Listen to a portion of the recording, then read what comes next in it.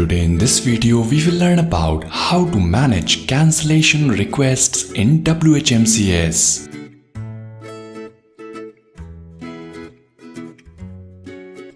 For that, log into Whmcs and then go to Cancellation Requests section inside Clients.